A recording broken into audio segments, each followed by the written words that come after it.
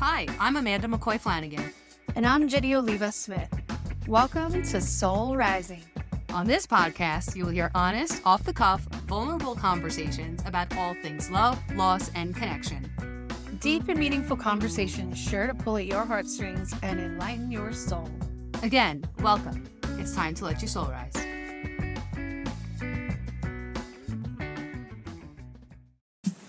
Do you feel guilty for having a good life?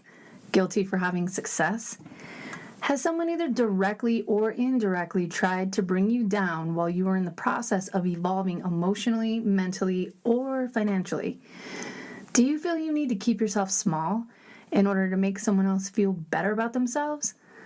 How do you respond when someone tries to bait you and rope you into their chaos?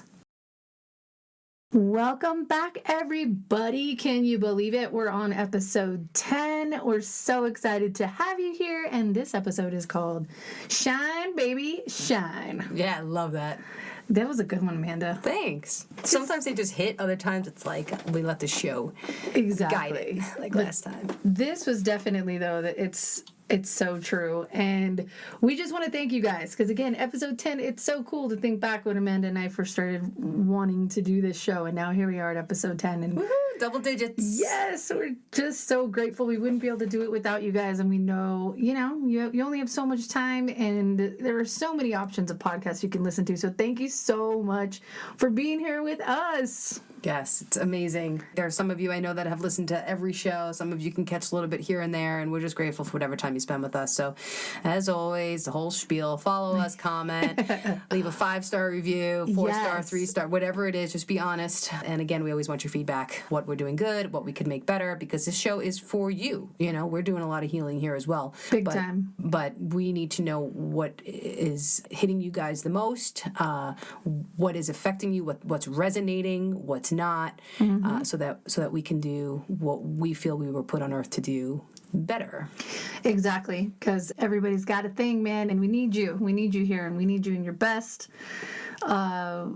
self, right? That's what we're all trying to do, because each time we do that, we give other people permission to do the same. So exactly, and every time we shine, we give other people the permission to shine as well. Marianne Williamson's poem, that's the essence. I remember hearing that. I was about 2 years sober, and I was at a spiritual retreat, and they sent us home with that poem, and I had it on the fridge for our deepest something. Anyway, our deepest fear, maybe? Is it called our deepest fear? I don't know. I'll have to look into it. Anyway, yeah. So it's about giving people permission to shine because you're doing it. So it has to start somewhere, and that's pretty much what the essence of this show is about. You are allowed to feel good around people who are in pain. Now, I'm not saying to be uncompassionate. Again, we talked about, like, on the last show, like, run around protecting your energy, and I'm never going to go into anybody's pain, and I'm always going to keep myself on the up and up and my energy really high. What we're going to teach you today, what this show is about, is how do you dip into that with people? How do you go into that space with people? How long do you stay there? And then you're allowed, and you actually have a duty to come out of that back into your own space in order to shine and lift people out of that. Yeah, it's so true. You come up with some great topics here, Amanda. You know what? It's life experience. It is. It's just like I went through something a couple of weeks ago. Yeah. And I just had this thought. And I was like, yeah, that's what I want to talk about, because it's a huge one. It's a huge one for me, because it's something I struggled with, I think, the better part of my life, and somebody who's had that, level of codependence of needing to take care of everyone and making sure everyone's okay and not upsetting anyone and all of that. I had massive issues from the time I've been a kid with being okay with, like, letting myself shine in a space, and realizing now, I'm like, I'm 40-something, okay? I don't know what, but 40-something. Realizing I didn't do anybody any favors, even at the time, if they would have felt threatened by whatever it was I had going on. I didn't do them any favors by shrinking. All these years later, I realize it. I'm like, okay. And that's the lie of codependency. Yeah. Is that if you change yourself, or you twist and contort yourself to try to make somebody else happy or give them what they want, that it's going to make them feel better. You're actually doing people a disservice by enabling them and not giving them the power to rise up and heal whatever, deal with whatever they have to do. When we swoop in and come and fix it for them, Right. It's all about us. It's all about our need to be needed. So funny. God, it's so weird. Fills our self-worth. It's very rarely about the other person. Yes, we love people and we want to help people and all that kind of stuff. It's not like that's not part of it at all. Right. But it's self-serving. It's extremely self-serving because there's a part of us that feels that if I can make this all better, then I'm good. Yep. I must be good. So much of this and what you have like scratched upon with this topic too is just the idea that, well, if I'm feeling good, that means I'm making them feel bad. If I feel good, like that the two are the same thing, and they're not. Yeah.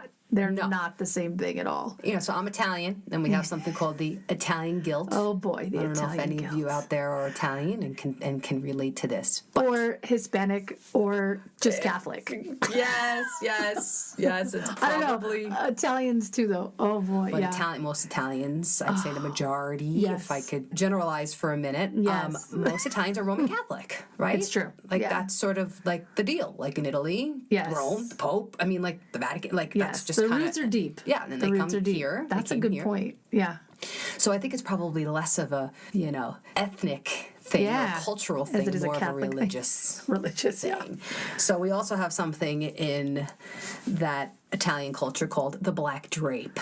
Does anybody know about the black drape? Ooh, I bet you all know exactly what you're talking about after you say it, but I've never heard it referenced by name. The black drape is when somebody dies, the women used to wear black for the rest of their lives. Say their husband dies. Yeah. They wear black. For the rest of life? For the rest of their lives. And they mourn for the rest of their lives. Yikes. Wow. I mean, of course, we do that anyway when we lose people. Of course, we mourn, but damn. But to make such an outward display of that to the point where that's infiltrating your brain, your heart, your mind, and you're going to be depressed and you're going to feel bad and guilty, turn to some sort of addiction, like we talk about all the time, feel disconnected from yourself and others. Yeah. It's a spirit killer. It is a soul-crushing spirit killer to think that because somebody else is gone, that now I have to place myself in suffering for the rest of my life because I'm guilty because I'm still alive. Because I'm still here. I got to be here still. Naturally, in this cycle of life, we're gonna lose more people, and they're gonna lose us like one day, right? And to think it's one of the most normal things that's gonna happen, but immediately as it happens, you're gonna be marked as mourning and never the same ever again. Like, nor can you, you can't grow past this point because the person's gone and you're still here. And the reality is, with all of the spiritual seeking workshops, the things that I've learned from other people, from what's going on the other side, is they don't want that for you. Your deceased loved one on the other side wants you to be keep going. Joyous and free and to shine as bright as they are in the spirit world. Yeah. We do it because we think maybe they can see us or they know or they're, I can't be enjoying my life because what are they going to think, from the other side, whatever. No. They want you to live. Yeah. At my brother's funeral in the church, the day of his funeral, his actual funeral, my sister-in-law told me after this, I didn't even hear it because I was in such a blackout. I was just like in such a deep, my brain was like on overdrive, protecting me. For sure. And she said, do you know that the priest said, life is for the living? And I said, I didn't even hear that. No, thank you so much. And I tell other people that now, too, that are mourning. Yes, I'm not saying to start doing cartwheels at the funeral, but what I'm saying... Have a parade. And they're dead. We're so happy. But, we talked about this before, maybe on episode 6, See You on the Other Side, about how there are cultures that celebrate when people pass away, right? They're like, good for them. So I'm not saying to skip over the feeling at all, because then you're just, you're not feeling. Bigger problems, too. Then you're avoiding your healing, you're not feeling, you're not dealing with your grief. So I'm not saying we're going to put on this happy face, everything is great. No, but there's a time for mourning and there's a time for living, right? And why I'm bringing that whole thing up is because it translates on day-to-day sort of interactions that we have with people that are suffering or that are in pain. And we think that it's selfish for us to feel good because it's I'm betraying them or I'm, going to make them feel bad if I'm feeling happy. No. How about we flip that idea upside down and think of it as I have a duty, and I'm not talking about toxic positivity. I'm not talking about that at all. Feel the pain with them, acknowledge it, let them know that they are seen and heard and you understand their pain, find the empathy, find the compassion, And then you're allowed to move out of that to attempt to bring them up with you. Right. Well, I think that when we allow ourselves to still be that, and again, yes, to recognize, to honor, to respect someone in that place, it's also kind of like when you're in the ocean and you're getting like toppled by waves, and every now and again you can look up and be like, oh, the beach is just that far away. Hope. Yes. Even if you're watching somebody like, oh, I know this sucks and I'm drowning. But this next wave might just actually roll me back on that beach that person's on. Like, it's still some hope, something to look for. Good example. Yesterday, so my husband just hurt himself. Oh, man. He broke a rib. I'm like, Jim, God. that sucks to break a rib. He fell in the kitchen, and he, like, tripped and fell and cracked his rib on the granite countertop. Like, the man is in so much pain. Yeah, it's like one of the most painful things, and there's no cast, there's nothing, and you breathe. And meds aren't even helping. He's still he's taking the meds, and it's not even helping. So that sucks. So as we're leaving, there's a guy checking into the hospital to detox. No way. It was like a godsend. I felt like we were like angels, like placed in that man's world to like tell him. Did he talk to you? We talked to him. So we're saying, and this is interesting because we're leaving. Dude, I have chills right now. That's amazing. We're leaving, and Jim is like, wait, no, I just want to like thank the receptionist, the woman who checked us in, because that's Jim. just who he is. That is so who he is. He's just amazing. So I'm standing there, and I'm like, no, whatever. Like we said, thank you before. That's who I am. We gotta get home, right? We left the kids. We left the kids home. They're at an age now where we feel like we can. We've been doing that too. And it's like, what a freedom, right? Yeah. But yeah, go ahead. They have their iPods. We FaceTimes. They're fine. So there's so much. Dolly. They have their German Shepherd, Belgian Malinois. She's awesome. Attack dog who was scared of her own shadow. But she will convince you. She will whoop your ass. I come to the door and I'm like, oh yeah. Dolly. Come to the door and you see Dolly barking. You're not coming in. No, even though she's barking because she's scared. It's okay. Hey, you know what? I like that style, Dolly. I'm going to use some of that, girl. But anyway, so this guy. So I noticed the guy, well, I don't notice. I overhear him say, because we're not too far away, the woman asks him, what are you here for? And he said, detox. From alcohol? Yes. The guy was in a bad way. God. So there's a woman with him. I'm thinking that's his wife. Yeah. So we're standing there, and I don't know, I find a right time to interject, and I go up to the woman, I go, excuse me. And she was really shook. She was, like, really scared. Like, she probably thinks her brother's going to die. Well, it turns out it was his sister, which is, like, another perfect thing because I lost my brother, right? So it was, like... That is not by accident. That's whole thing is amazing. So divine timing is everything. Yeah. I say in my book, it never lets me down. No. My life Jim breaks a rib, and boom, here you guys are. Here we are, trying to help somebody get to the Castle Rock Clubhouse, right? Amazing. I'll tell you guys what that is in a minute. So I go up to the woman, I started talking to her. I said, hey, I said, listen, I said, me and my husband have been sober for quite a while. We're part of a group of people who founded this thing called the Castle Rock Clubhouse. It's a meeting space for 12-step recovery meetings. I don't know if I wish I should carry some business cards on me. But anyway, I told her, she wrote it down. She wrote down the name of the website. She wrote down Jim's number, Jim's name. Make a QR code for your phone. People can just scan it. Yes, we do have a QR code. Okay, put it on your phone. Yeah, so I was like, are you his wife? I assume you're his wife. She goes, no, I'm his sister. She goes... So crazy. And then he turns around, and Jim shakes his hand, and we start talking to him a little bit. And he was like, yes, this is my sister. I don't even know if I'd be alive if she didn't come and get me, and, all this stuff. And I told him about Jeremy. I was like, oh, man, I probably just put a lot of fear in them. But you know what? Maybe a little bit of fear is not a bad thing. Kind of good at times like that. Yeah. I told him. I said, you don't have to die like my brother did. I said, you don't ever have to feel this way again. I said, once you get out of here. One of the most freaking impactful moments at the time. I mean, come on. Like, of all the people that they could have run into, there are you guys at that time. Yeah, it was pretty powerful.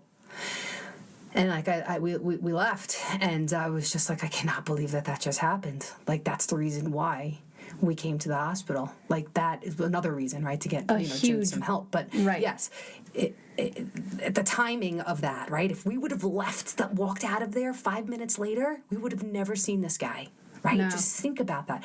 And as I know, a lot of people like that term, hope dealer. You like that? Yeah, I love that. Hope dealer. I said to Jim, like, we were just like hope dealers, man. Like, that was awesome, Hope dealers. I'm all about that. So cool. So, so even though this guy was shaking and baking and he had this, like, you could just tell, like... He was afraid, you think? You think he was ready? Did he have that vibe about, like, he might have been ready to... He might be ready. I feel like we might see him.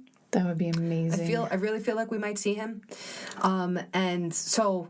I sympathized, and then I got like in my power, and I said, you don't have to be like this, dude. Like, I have 17 years sober next week. Jim will have 27 years sober in September. Like, it's possible. Yeah. And when I left, I said, hey, if we can do it, so you can do it. Yeah. So I took the moment to shine.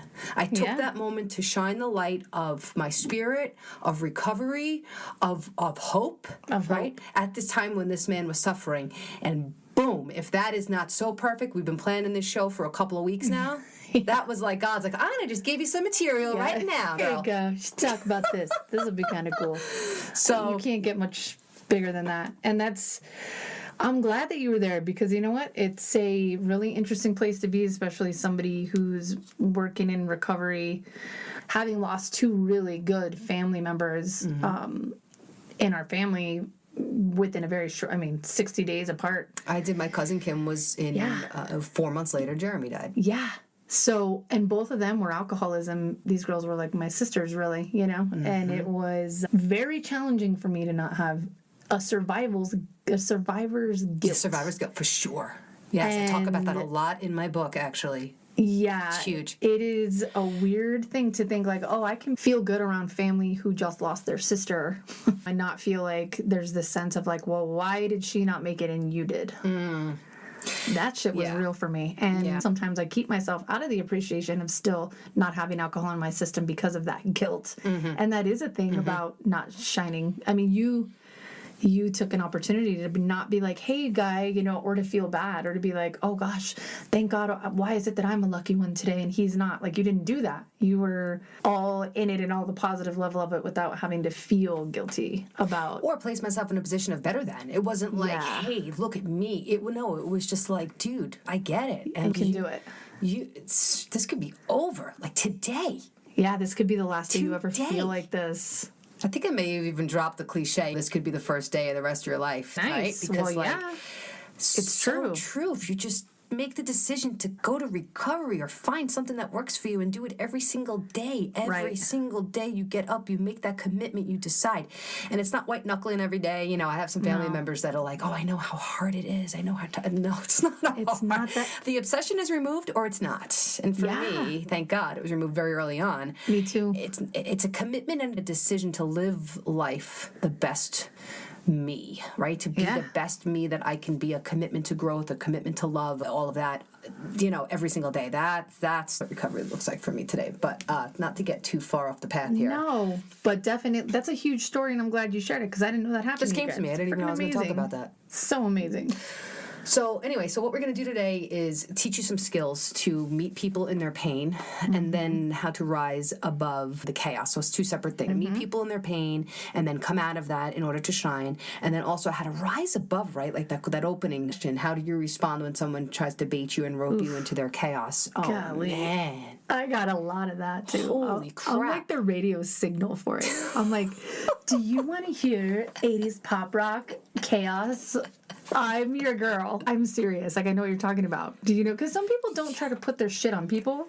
I'm a big, like, hey, bring it here. Yeah. What's up? Let's do it. Bring all your shit over here. 100%. My therapist introduced this term to me. She calls them ankle grabbers. Ankle grabbers. And isn't that funny? Because you almost immediately, in my head, I'm all, you're crawling out of a thing, and people are just grabbing your ankles. So she talked about this triangle. So if you hold your hands together in a triangle shape. Yep. We're doing this, people. We're doing this right now. So everybody, put your hands together, your two fingers, your whatever, make a triangle with your thumbs and your fingers, pointers.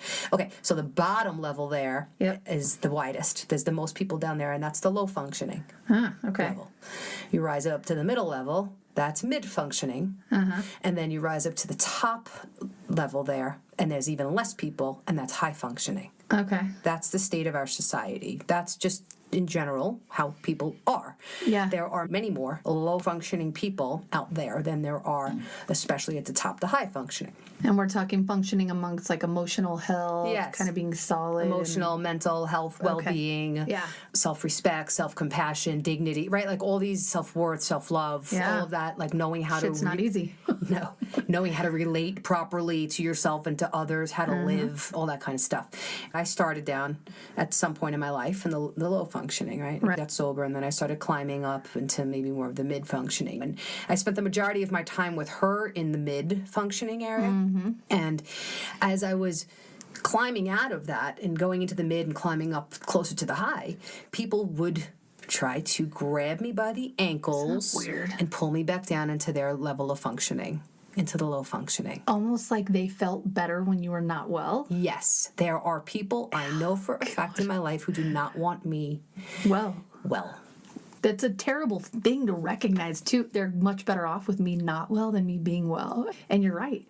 That ankle grabbing thing. And it's not because they don't love you. It's because they're in a place of not loving themselves. Yep. So to see it, but to feel it, it's the sense of like, why do you want me sick? Yeah, it's very sad. It really hurts a lot. Sick? I think a lot of it has to do with you are reflecting to them what they might want or who they may want to be. And it makes them feel bad, like you said, makes them feel bad about themselves. It's never about the person that they're pulling down. Right. It's always about them. Everything, right? We talk about this all the time. This is nothing new, people. Right. We see the world not as it is, but as we are. Right? Yeah. And that's Which makes perfect sense, though. And I know for me, instead of having a more healed concept of it, I let it make me feel bad. I let it take me back to a place of feeling, well, gosh, why am I not enough that they would want to see me well? Instead of being like, it's okay. Like, you don't have to be in it with them. Yeah, it almost feels like a betrayal or something if I don't go back into it with them. That, like, I would rather feel bad about myself to try and make them feel better about themselves. That goes back, that's the codependency thing that we were talking about before. 100%. Yeah. So when people do that and they try to bring you into their chaos and they try and bring you back down to the level that they're at, it's never about me. But when I'm starting to feel that betrayal and that guilt, right? That survivor's guilt of, I made it out of that level. I made it into the next one. How am I going to maintain that? I guess that's the question. Like, how do I maintain that level of functioning without ruining the relationship? Like, we have a lot of that, like, well, if they don't have my best interest at heart, I'm just going to kick them to the curb. We've talked about this before, too. And again, we preface all of our shows with we are not speaking about abuse. Right. I do have somebody in my life who feels abusive, and I have kicked her to the curb. You know, my door is always open. If she wants to get help and she wants to have a healthy relationship with me, I will never close that door. Right. But I do not allow her access to me. I do not set myself up to wake up to a barrage of nasty text messages that are going to make my blood boil. Because it's like a busted pipe flooding your house. There's all this energy coming from this thing. What is it going to do for me to let it continue to flow? In my space? Nothing. That's going to flood shit. It's self-abandoning.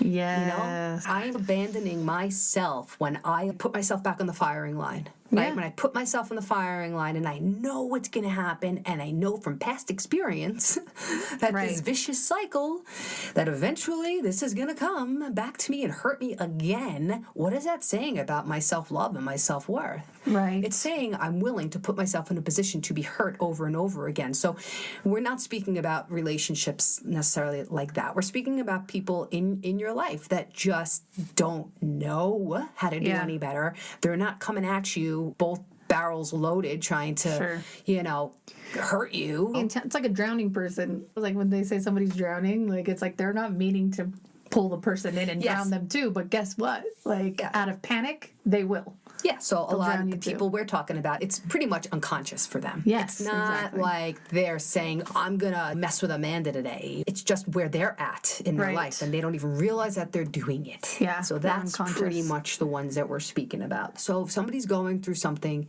how to meet somebody in that pain or even in that struggle and then extricate yourself from it. So mainly speaking about being in somebody's pain when they're suffering.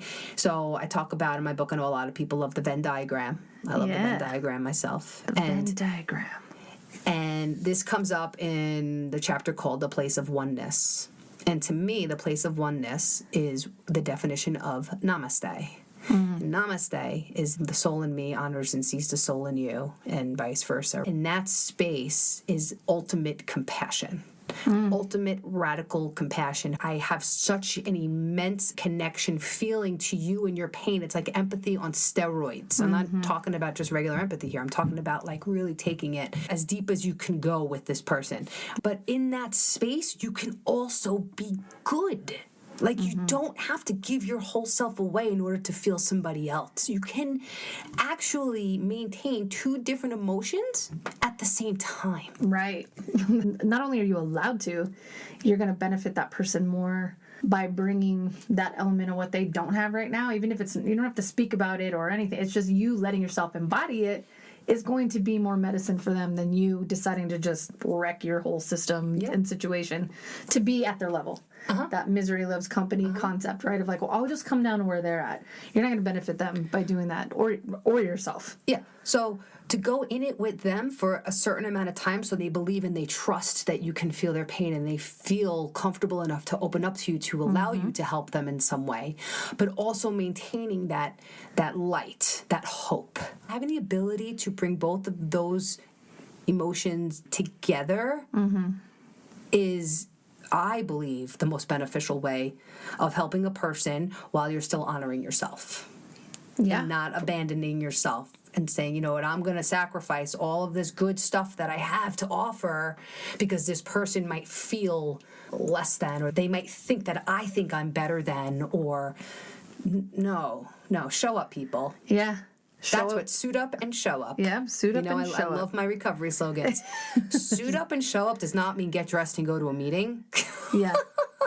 Suit up and show up means put on your emotions, wear your emotions on the outside, right? And show up in that. Show up in your vulnerability. Be show authentic. Up in your authenticity. Show up in your love. Show up in your compassion without being afraid that you're going to be knocked down or hurt or left. So this is just all about really honoring yourself and not self-abandoning and knowing that you have brought those gifts. Ginny talks about the spark all the time.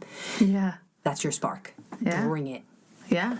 Bring it. You're not doing anybody any favors by withholding it because you think bringing it out is going to make them feel bad. That's like turning on the light when we want to clean the basement. Ginny and her metaphors. Metaphors. Yes. When are you writing a book, Ginny? When are you writing a book? Hello, welcome to my book of metaphors. Yes. Yeah, I have a lot of them. It's how my brain processes. There's a lot of times where I'll be like, works. Imagery. It works. I think about that, like cleaning the basement. Would you be like, I don't want to turn the light on because then I have to see what's there. It's the same thing about, I don't want to be the light when around somebody who's in a dark spot because it's going to be uncomfortable. Well, we can't fix shit if we don't know what's there. Yeah, and so back to the images, the Venn diagram. I never really explained what it was. Yeah. You got the two circles that overlap in the middle. So that space in the middle is that person's pain and your pain too. Be willing to meet somebody in that middle space, trusting that you're going to retreat back to your circle and then they're going to go back into their circle. And the middle one is like where you guys can meet together, and then if you go all the way into their space, you're okay, trusting that you're going to be able to come back into your space safely. Eventually, yes. And safely. Safe to love and let go. That's why it's the subtitle of my book. That's it. Because we definitely will prevent ourselves from doing that out of a fear of, oh God, if I go into this, I'm not coming out safely. So I'm going to get sucked in. Yeah. It's going to be like quicksand, and I'm never going to find my way out. And they're going to bring me down, and they're going to ruin my energy, and they're going to ruin my day. I mean, how small is that? That's like such a small mindset of not believing in yourself. Right.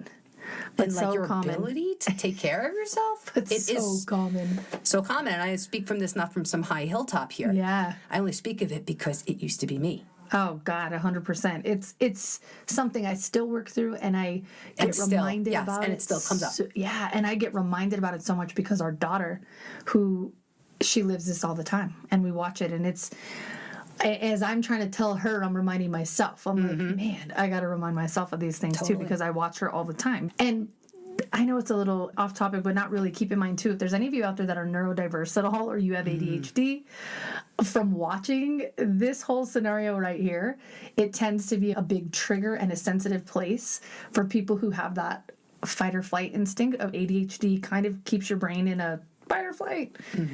There are people who really struggle with this that have ADHD because of this whole rejection sensitivity thing. That's a survival thing. So it's like, that's a great point, Ginny. Yeah, because I know a lot of you out there have it. Yeah. A bunch of us do. Like there's so many. And sometimes we just think it's like, oh God, we're being overly analytical or afraid. If you happen to be one of these people who's neurodiverse, it's going to be even more sensitive for you and something to also give yourself some room, I guess, some grace. Yes, give yourself some grace. If your brain needs to protect itself, let it protect itself. But there's also ways, though. That's the other thing. There's way, and what we're talking about today, these are great tools, like ADHD or not, like to be able to help you live in that place, knowing and honoring what you're bringing deserves to be there. That it's possible. That it's possible, yes, no matter what you have going on. Exactly. Yeah. So tell us about Sandy. Oh, my goodness. So she's constantly in fear all the time, and it happens. Like, hey, Mommy, no, I'm not going to do my hair like that because, so-and-so's going to be upset because and this is a daily thing. Hey, Mommy, I'm not going to sing that song. She's a very good singer and musician, plays piano as well. And for her, it's not just about like, oh, she practices at it. It's an outlet for her. It's one of the most like normal places for her is to be singing or playing music. But anyway, she comes home very distraught about things all the time because it's like, oh, I didn't want to get that part. She literally got a part in a show at school because she's very good at memorizing. Got the part, then asked the teacher the next day if she could give the part back because one of her friends was so heartbroken she didn't get the part. Oh, literally went and said, I don't want the part anymore. And I said, why? She said, Mommy, I made so-and-so cry. She cried so much. And I just it crushed her that this kid didn't get the part. And she wanted to give up her part because of that. I mean, we do talk through it. Yeah. And this is a daily thing. This is all the time. So it could be, I don't want to wear that. I like it, but I don't want to look too cute because I'm going to make this other person feel bad about themselves. And I'm glad she verbalizes it because I can be like, listen, kid. Yeah, what do you tell her? I always tell her, similarly to what we're talking about now, like if someone's feeling that way, it doesn't have to do with you. Yeah. There's something going on with them. And you have so much light to bring in when she's confident and when she's in that space and when she feels like she's helping. I've seen her do it when she's helping people. She's okay with it and she lets herself shine. And I tell her, you have such an ability to shine. I use his exact words we're talking about today. Don't dim your shine because you're gypping the world and you're gypping God too, by the way. Like the creator that made you with all these wonderful things. Don't gyp the world out of that. You know, you're meant to bring it here. And even if you think you're making somebody uncomfortable, you're not doing them favors by dimming down. You're not. You have to be. I believe we all have to be willing to take that risk to shine. And if somebody's going to walk away because they're too uncomfortable around us, we have to take that risk. That's like the whole deal here of being comfortable enough. Again, back to All In on Love, Loss, and Connection. Right. Our show here. Yep. Being willing to lose certain people in your life. You have to be willing to experience the feeling of loss in order to be your true, authentic, bright light that you are. That's right. And you are going to lose people. Oh, man. Yeah. I don't know if you went through this getting sober, but holy cow, it was amazing. The amount of people I thought I had really tight relationships with, poof, like in thin air. Two friends I could think of right off the bat. Yes. That just went gone. Away. I was told that I reflect something to them that they are uncomfortable with in themselves. Okay. And this has happened not just getting sober, but other experiences that I've had in my life when I've lost people. I believe that might be why. And it's painful at first. And it's painful when you very painful. Choose to own it again, that it was like, oh, it was me being my authentic self that caused this. That's the thing we have to get past. It's not that. It's not, and you will feel some loss, right? But the other part of that was, but am I losing a friendship or am I losing an old behavior and cyclical pattern that I've been stuck in? Yes. Because even that feels like a breakup, like a high school breakup, where you're like, oh my God, it's over. We can't go to prom now. But meanwhile, all you did was break up and fight all the time anyway. It was never really a healthy thing. And I think you're right. There is going to be a time where we do have these losses, and we will go through a sense of loss, but what are you gaining? From that loss? that perspective shift of what are you gaining. Yeah. We talk about partnerships and being drawn into partnerships in order to heal ourselves. We also lose certain partnerships in order to show us what needs to be healed inside of us. So maybe take the focus off of blaming that person, or I can't believe they left me, or I can't believe this happened, and all this pain and this, and say, well, what about me needs to be healed? Because I'm feeling this way, right? How am I feeling? Why am I feeling this way? What's going on inside of me? So use all of these painful experiences in life to grow.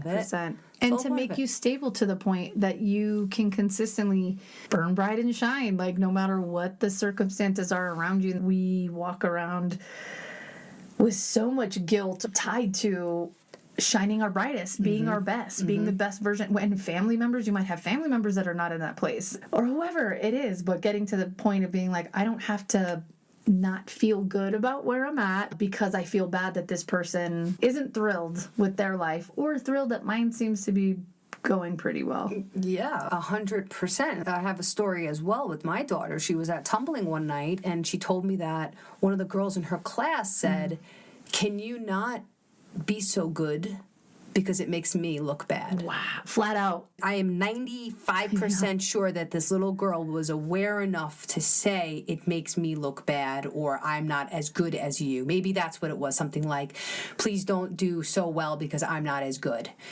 Something like along those lines. So, and what and I told her the same thing. I said, no, like, how she feels is not your responsibility. Exactly. You are not responsible for this person's feelings. Yeah. And like Ginny's talking about, we've grown up. So many of us have grown up, and this stuff is ingrained and conditioned. We've been conditioned through our lives to take care of other people's feelings because we are afraid of losing them. Oh, yeah. So 100%. All goes back to that. And, when I'm walking around in that fear of loss, or the anxiety, or anger, or pity, or whatever, if I'm jammed up with that stuff, I cannot be of service to other people who need my light. Right. So I have to be willing to step away, rise above, realize it is not selfish, it's self-care, first of all, and then it's service for other people. Yeah, because you can't draw from an empty well. You know what I mean? You can't. Like, there's nothing you could do to help people if you're empty. You got to be completely honest about these relationships, and not just like run immediately because you're sensing that this might be a thing. Like, that's also another issue. What degree do we take this? Right. So we're looking here to find sort of a place in the middle, a gray area where like we can find a balance with our emotions, where we can feel some of that stuff and use it as awareness, and use it as like, okay, well, how can this help me? But not stay in that forever. Then to move out of it. Yeah.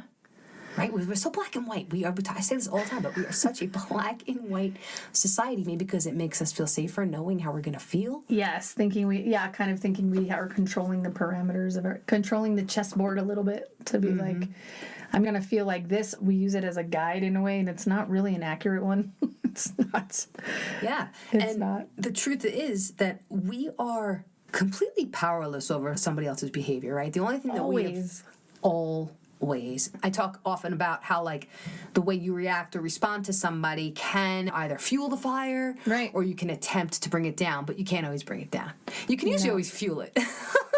Almost always. And sometimes it takes nothing. They're like a big, it's like ready to be lit on fire. They're waiting. They're waiting for the spark. Yep.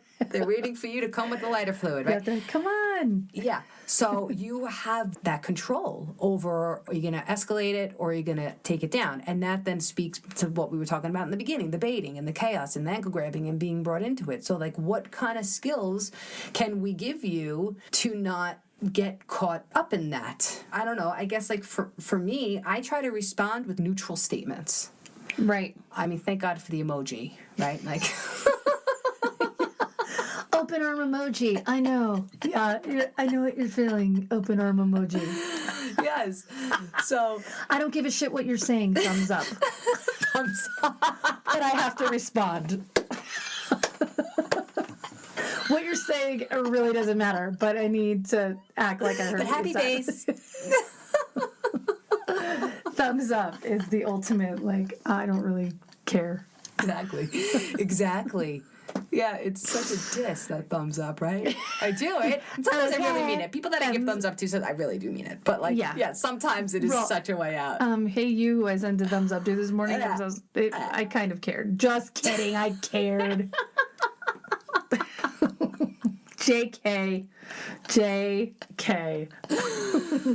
So no, I hear what you're saying, because here, part of it, I was listening to somebody this morning actually on a YouTube live, and the guy was talking about how we become so addicted to our story that it's not so much even anymore the pain anymore, but we just put it on replay, like, constant, that we become addicted to the story. And he was mentioning how responding to somebody who had been through real trauma, he said, and I went through real trauma, and it took him years to realize that he was stuck in the story, and that he just needed to keep telling the story. And when people didn't seem like they responded how he wanted, he just needed to tell it more and tell the gory details, and he didn't realize. He's like, and then when I finally had somebody be really honest with me and say, wow, and hear me and say, I'm really sorry this happened. How long do you want to stay here? Yes. Because you've been telling me this story for 10 years. Exactly. There's a time for the sadness. Yep. There's a time for the pain. There's a time to go into that. And there's a time to come out of it. Right. And so you were talking about neutral statements. Like if somebody, for instance, is like, I went through this, I lived this childhood and it was really terrible, and we're trying to offer you guys examples, like you were saying, Amanda. What would be something you might say?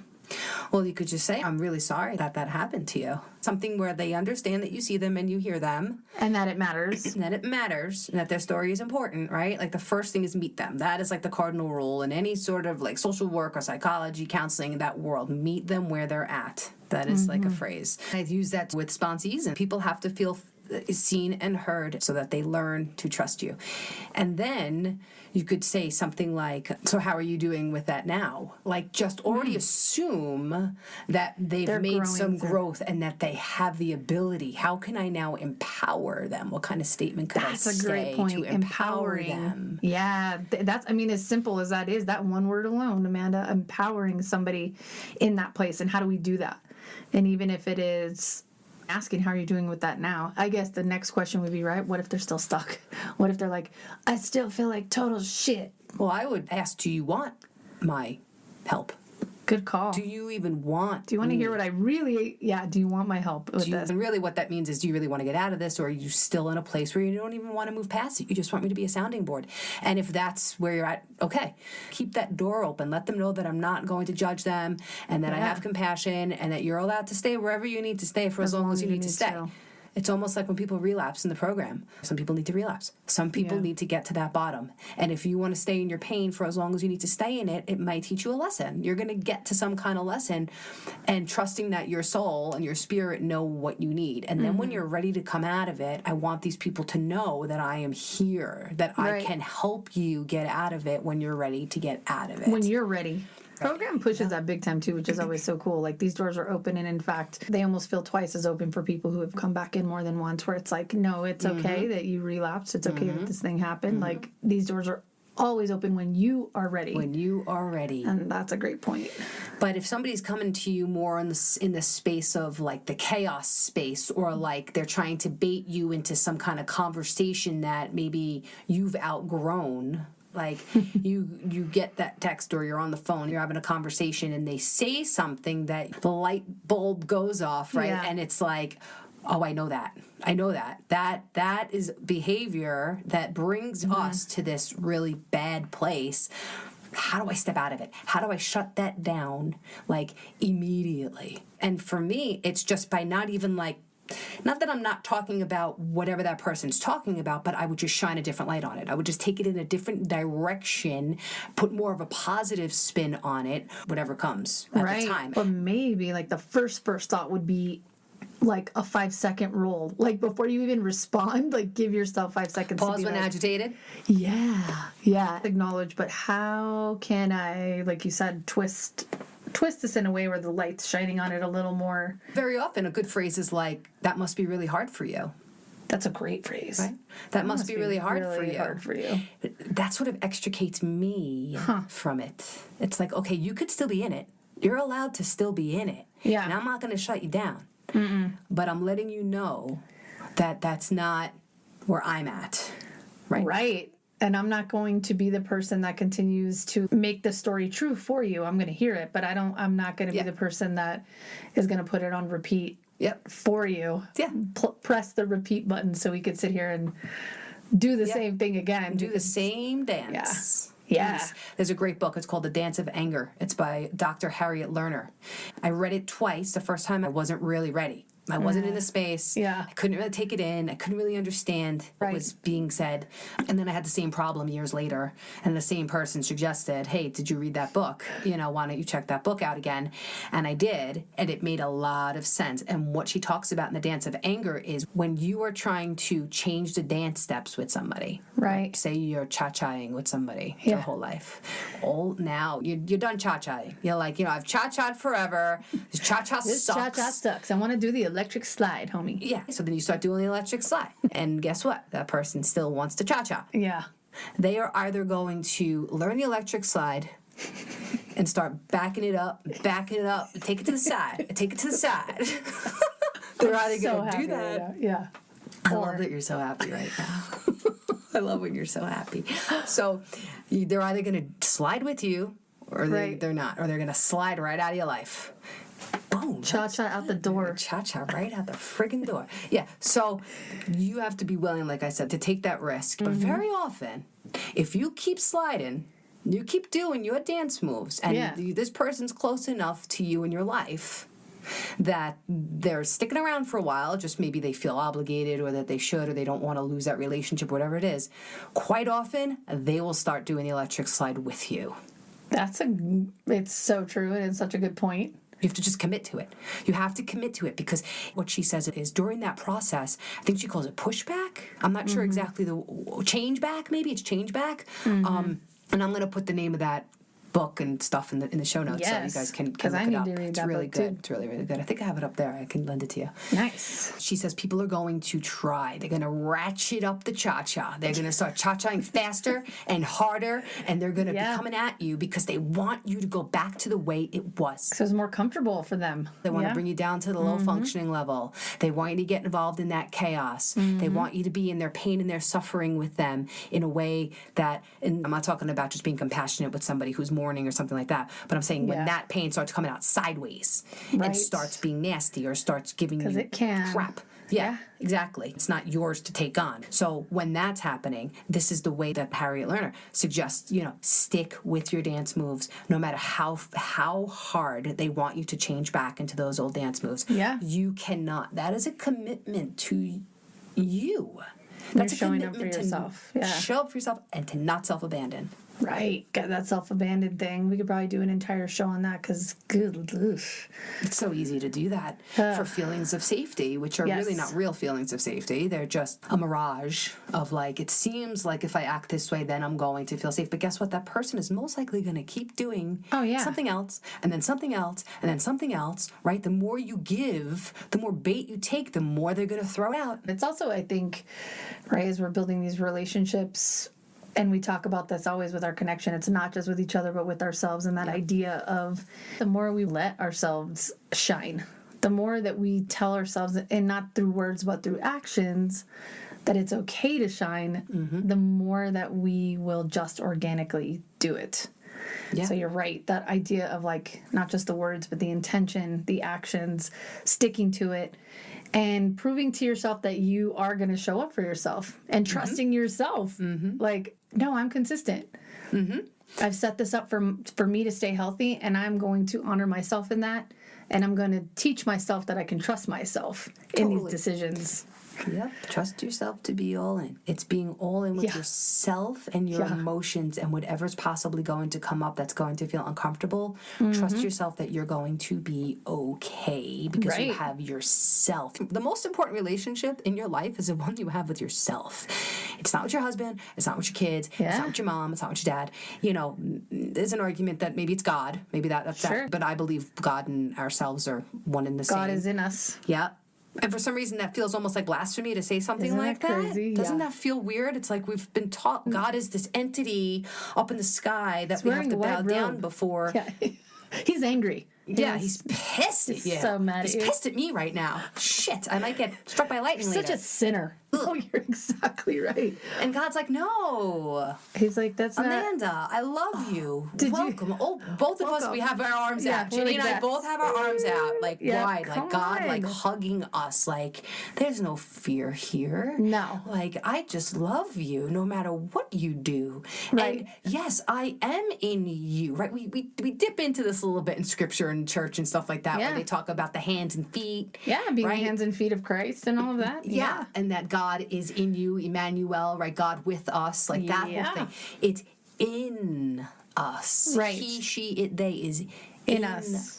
Yeah, and we don't have to feel bad about that. That's so freaking empowering. That's an empowering thing. This isn't a religious podcast, but talking about, even with that being said, people who really follow everything along those lines, even if you are that person, Jesus did say, all these things that I do, you will do and more. And more. And more. Yes. So why would he have said that if God intended for us to be dim? No. Why would he have said that? He wouldn't have. No, we like glorify him. Yes, like in the story that we know about all of it, we glorify that, but we won't glorify it within ourselves. Mm-hmm. And we should glorify Jesus and God and the sacrifice and Mother Mary and all that. And it's beautiful. It's beautiful. It's a story of love. But it doesn't make us... of love. Yes. Yeah. Love. That's it. It's about love. But doesn't make us any less. No. We do not need to bow down in a sense. Like we need to respect and stuff like that. But we don't need to grovel. We don't need to be small. We don't need to be like... small. That's why we're here. He wants us to shine, baby, shine. Yes, He wants us to be the brightest lights that we can possibly be. And I know when I'm doing that, I feel very much in alignment. Yes. With my mission, with who I am, with what I was put here to do. Mm-hmm. My soul smiles.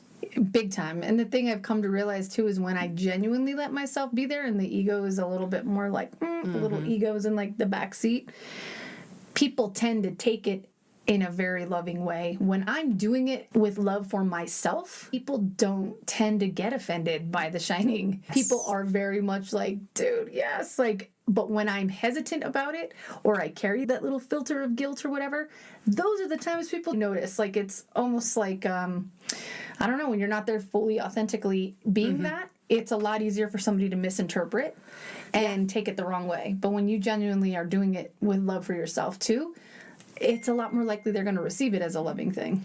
When you just are, right? That whole like just be, like when you just are that thing, it is palpable and it is attractive and people can feel it. So you don't need to do much of anything. So today's challenge is really just to be an example. I didn't even put this down in the notes or anything. It's just coming to me now. Like, just be an example of the power of your soul, your spirit, God, higher power, the universe, the stars, the moon, the galaxies, the vastness, whatever it is out there that you believe in that is a loving force. Be an example out there to others. Next time you're with somebody who's suffering, yes, feel their pain. Yes, go into it. Be empathetic and hold your own ground. Stand your own ground in terms of your own space and your duty and obligation to shine. Just be it. Just be it. That's it. Like, really, really freaking simple this week. Just be it. Yeah, just be it, and know that you are actually helping them by doing that. It might be something that's in complete opposition to how they feel right now, but be that, because that might be that little bit, even if they get a tiny reflection of that light off of you, it might be the thing that helps them get through today. Not you just continuing to let's put more darkness on where they're at. Even if you're just a little bit of that light, it might be the thing that pulls them up a little bit today. And think of it in that way. Don't think of it as, oh, I'm gonna, make them feel bad because things are going well. Like, no, just be, like Amanda said, it doesn't even have to be the words or saying anything. Just be present in you being okay. Yes, in your fullness of grace and goodness and glory. Yes. You are allowed to bask in the glory of your goodness, regardless of what's going on around you. You're going to bring so much more light and life to this whole process that we're all going through, right? At the same time. For the people that don't have any experience with this at all, the first step, I guess, of all of this is just to become aware. Right. Start to practice your awareness. Start to become conscious of when you are in this situation, either by your own willingness, like, oh, I have a friend who's, going through this, whatever, and you reach out or you meet up or whatever, and then also be aware of the people that are pulling you in when you don't want to be in it. Yeah. The ankle grabbers, the chaos, all that, the baiters. Be aware of those two separate times of how you're showing up, and get really super duper honest with yourself about why am I showing up this way too, right? Like, am I actually in it with them because I want them to feel better, or am I in it because it's making me feel better? Like, this person needs me. I love to help people. Sure. There's nothing, yes. It's also, though, I'm going to benefit them more by me shining on them, even if they're in a dark spot, the goodness and the hope that I see for their life past this dark point. Not let me also echo how horrible and dark this space is, because you can't see it clearly in you right now, but I can still see that flicker of light, even though you're in a dark place, reflecting the light back. Not so much let me reflect and reverberate what you just talked about, how terrible everything is. Like, let me hear you, but then let me also be like, hey, there's light here, though, and let me show you the light. Hear be you. The reflection of the light. Understand. Mirroring, it's called. That's like the actual term for it. You mirror back to somebody. So this is how you're feeling, and this is what went on, to make sure that you really understand them, and then shine that light. One of my favorite prayers is that St. Francis prayer. Always. Like, love St. Francis prayer. Yes. Where there is darkness, may I bring light. That's just one line. It's great. If you don't know it, go look up the St. Francis prayer. It's a Catholic prayer. It's really just a human prayer, I think. It's a human, make me a channel of peace, make me a channel. For this hatred, let me sow love. Yep.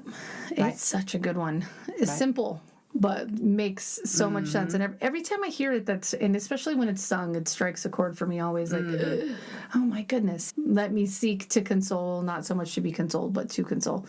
All of that. But let me be a channel. That's such a good reminder, because each time one of us has the ability to do that and give ourselves permission to do it, you're going to change and affect so many more people by bringing your light. We need it. We need it. We need you to bring your light. And the more that you do it, the more that you are going to help foster somebody else doing it. Yeah. It's going to help heal things as a whole, again, for us, not just to be connected to each other, but ourselves. The whole point of our show, connecting to self and then connecting with others, you need to raise that frequency of your energy first, and that's how you do it, because that is what people want to be connected to, the feeling that they get when they're around you. Right? And then they, like Ginny said, can learn it, can feel it, can say, wow, that's attractive. Wow, I'd like to know how to do that, right? That's why being the example is so important. So shine, baby, shine. Shine, guys. Do it. Yeah. Is there anything else you want to add? I'm trying to think. No, I have on my notes, don't send the text. Oh, jeez. What a great sound advice. Yeah, don't send the text. Right? Don't send the text. You might want to go in there with them. You might be like all, taking the bait, and maybe you want to respond in anger, or you're frustrated, or you're, I see what you're doing it again, Don't. Delete. Back that shit up. Delete as many times as you need to. Yeah, and then go do the electric slide. Go do the electric slide and then shoot the emoji. Thumbs up, baby. No, you don't even need to do the thumbs up. You could be like, I wish there was an electric slide emoji. Maybe we should make one. We should. That would be awesome. Just some dancing. That might be like a Giphy. Funny would that? That would be so funny. Because think about how disrupted if somebody was like giving you their whole thing. You just shut it down. If you sent in the dancing, the salsa lady. Yeah. And then they're like, wait, what? And you're like, yay, dancing. There's a way to shut it down. A very good way. When somebody's attacking you or somebody's angry or whatever, be funny. Just be like the electric slide. That's funny. Like, just be funny. Like, just say something like funny back. You're going to throw them right off. You're going to stop the momentum of the anger or the sinking or the whatever that is. Keep it light. Yeah, rise above. Yeah, dancing salsa lady. They'll be like, you know what? You were a real asshole, and be like, cha-cha-cha, dancing lady in the red dress.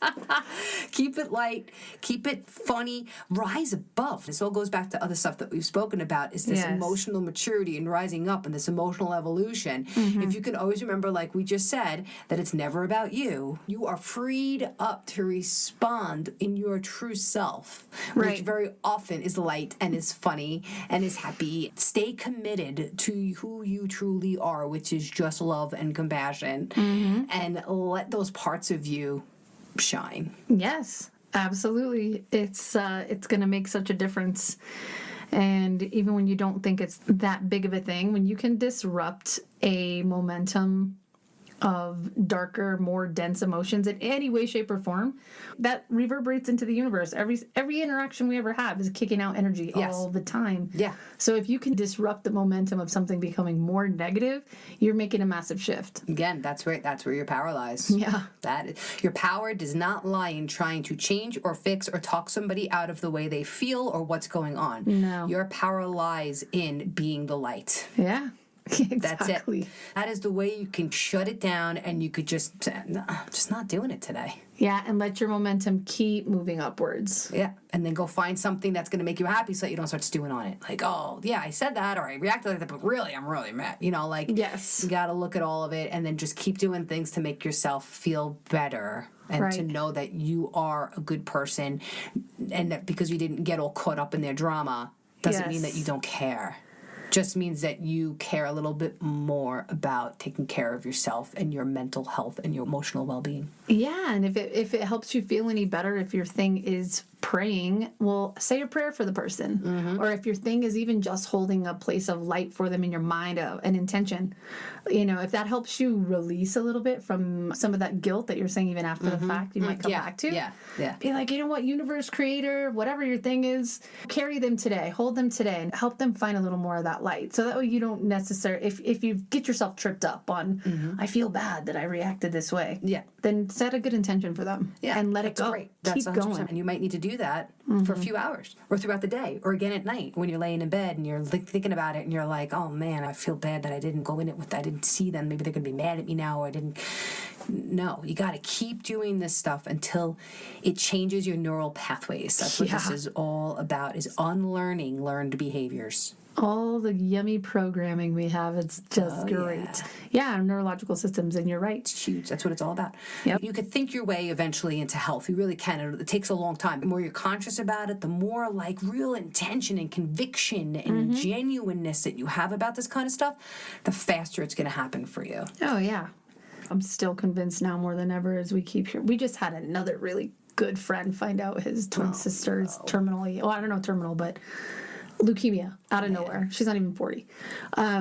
Twin sister. Yeah. So anyway, just a reminder that the goal here is, you guys, and just because it's part of the hand or the contract we signed up for being here, especially where we live, like there's so many things around us. Any one of us could get sick at any point, even if we're the healthiest. We were just talking about how we're breathing in plastic. There's so much plastic around. Yeah. And guys, we're going to be doing a show on all of that. Oh, goodness. The addiction to the shopping and instant gratification and this consumerism and the wastefulness and how it's affecting the climate and how it's affecting our energies and how it's all about greed and money. And we're just gonna rip that thing right apart. Yeah, because the truth of the matter is, in the world we happen to live in and in the environment we all live in right now, and it's not to point fingers and say all these things, it's just the truth.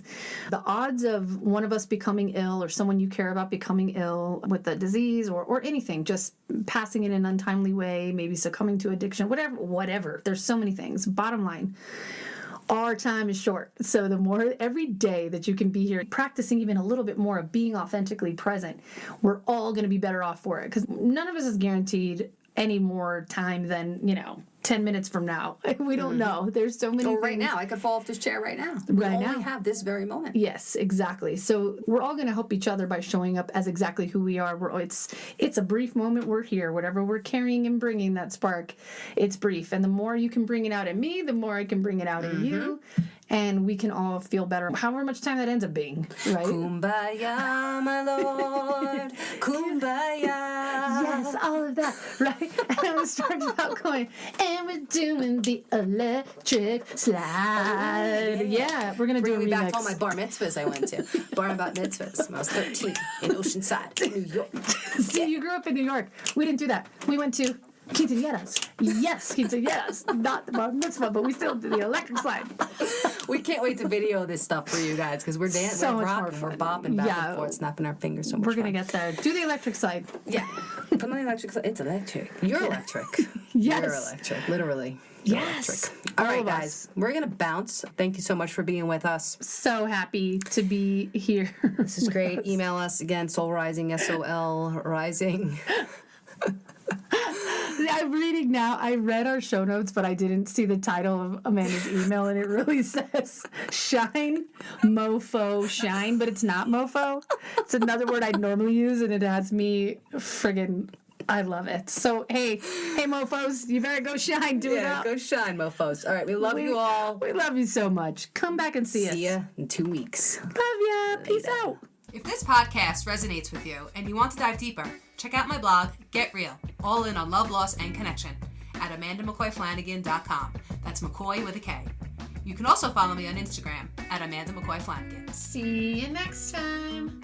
Until then, let that soul rise.